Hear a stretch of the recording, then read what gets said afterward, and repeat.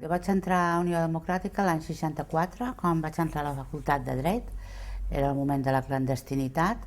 Vaig viure tota la transició política, després quan va haver-hi el canvi, i em sembla que va ser a les segones o terceres eleccions municipals el partit em va demanar per presentar-me com a regidora per l'Ajuntament de Barcelona, càrrec que vaig ostentar durant 8 anys.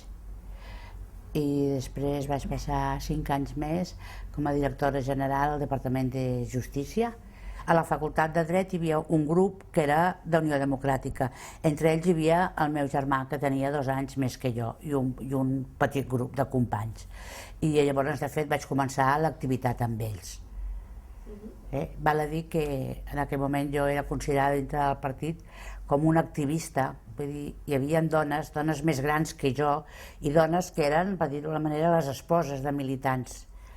Entens? Però com a persones activistes de dones n'hi havia molt poques. I en aquelles èpoques difícils, doncs, quan hi havia gent, companys que els detenien i tot això, jo servia una mica de comodín de tothom, no? Jo feia broma que deia, el dia que s'ho expliquin diran qui és aquesta dona, no? Perquè tothom coneixia no sé qui, perquè jo em dic Teresa però em diuen Cessa, perquè la Cessa ens va presentar o perquè ens vam conèixer ballant sardanes a la plaça Sant Jaume, no? I tothom em feia servir a mi com una mica de comodín, no? Per explicar, doncs, les relacions entre uns i altres i tal, no?